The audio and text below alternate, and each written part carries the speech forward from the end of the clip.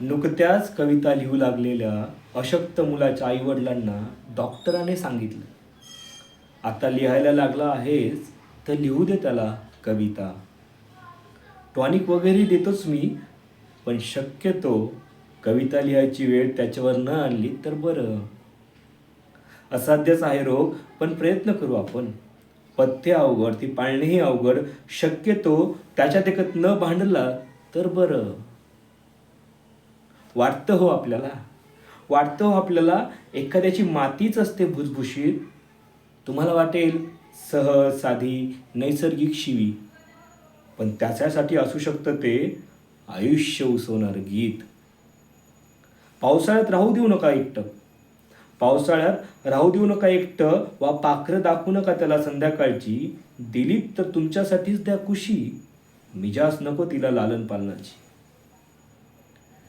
जगणं सुंदर असल्याचं सिद्ध करता आलं बरं का, जगणं सुंदर असल्याचं सिद्ध करता आलं तर अवश्य दाखवा करून.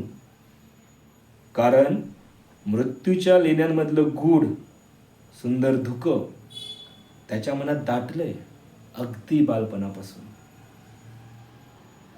नाती, मित्र, प्रेम, मारवा, पैसा सगळ्यावर ठेचा खाईल तो यथावकाश.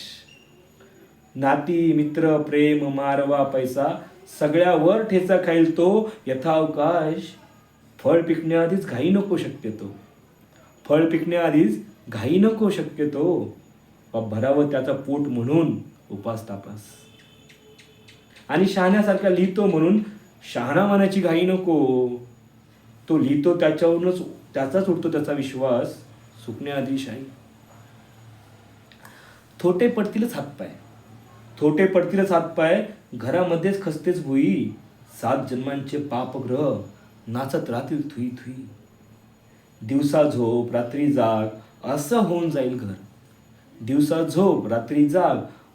जाईल घर. बोलून सुद्धा उपयोग नाही, तो असेल रानभर. मुळात उपचारच कमी या रोगाला. तुम्ही नाहीत तर दुसरं एखादं कारण असेलच हजर. त्यातूनही वाढलंच तर वाढू दे हे दुखणं. यातूनच ओसंडत येतो